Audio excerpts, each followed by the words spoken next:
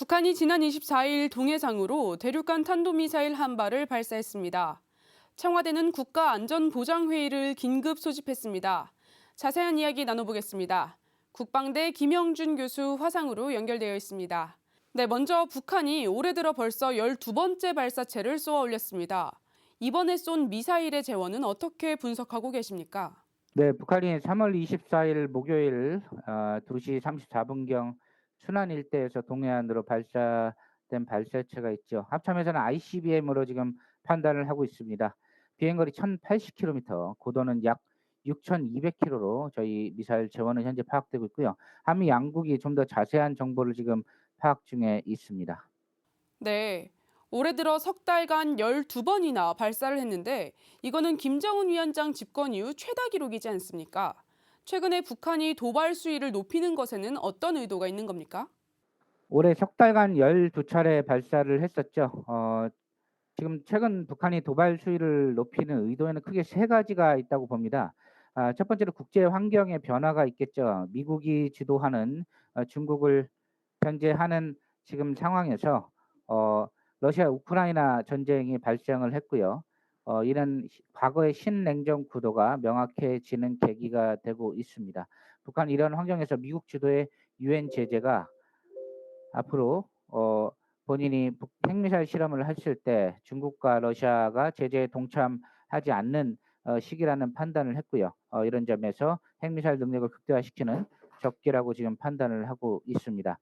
두 번째로는 한국의 신행정부 출범에 앞서 문재인 정부와 다른 대북 정책을 보일 것으로 예상이 되기 때문에 신행정부에 대한 메시지를 내놓은 것이 있겠죠.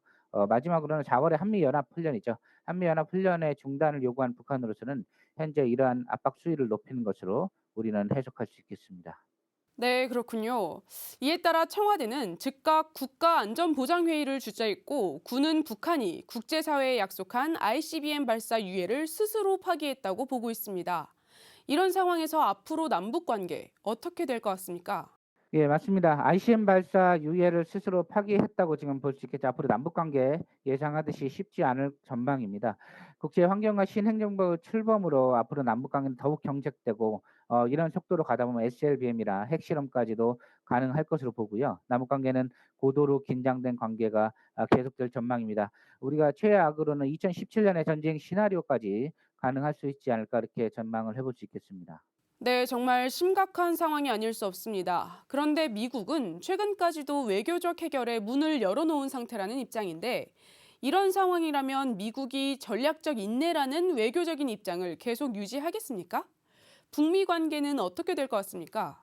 맞습니다. 지금 미국이 전략적 인내라는 외교적 입장을 계속 유지할 수 있을까라는 예상들이 나오는데요. 북미 관계 좋지 않습니다.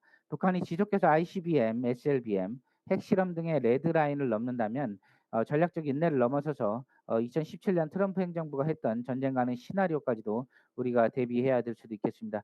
김정은 위원장 지금 화성 17형으로 예상되는 미사일 실험을 직접 주도하면서 미국과의 장기전에 대비한다고 밝혔죠.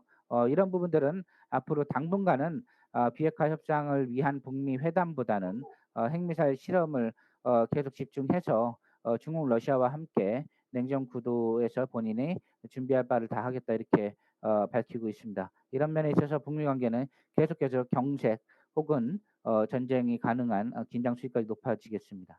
네, 또 북한의 도발에 국제사회가 유엔 안보리 소집을 통해서 공동 대응을 모색할 수도 있을 것 같습니다. 그런데 최근 러시아의 우크라이나 침공에 미중 입장이 엇갈리는 상황인데 국제사회가 북한에 대한 효과적인 제재가 가능할지가 의문입니다. 어떻게 보고 계십니까? 예, 지금 러시아 우크라이나 침공 관련해서 여러 가지 상황들이 복잡하게 가고 있지요. 유엔에서 북한 제재에 동참해야 되는 주요 핵심국이 중국, 러시아입니다. 지금 러시아 우크라이나 침공 사태로 당장 러시아도 제재 대상에 있지요. 그렇기 때문에 러시아가 북한의 제재를 미국이 지도한다고 참여한다고 생각하는 건 거의 불가능할 거라고 보입니다. 이런 상황을 북한도 잘 판단하고 있기 때문에 지금 핵미사일 능력 증강에 중점을 두고 있고 국제사회에서의 북한의 제재에 대한 효과는 거의 없을 것으로 보이고요. 미국이 독자 제재를 할지라도 북한이 중국을 통해서 어려움을 계속 이어낼 수가 있기 때문에 이런 미중 갈등, 미러 갈등 구도 하에서는 제재로 인한 효과는 굉장히 제한될 것으로 예상을 합니다. 네, 오늘 말씀 여기까지 듣겠습니다. 지금까지 국방대 김영준 교수와 함께했습니다. 네, 교수님 감사합니다.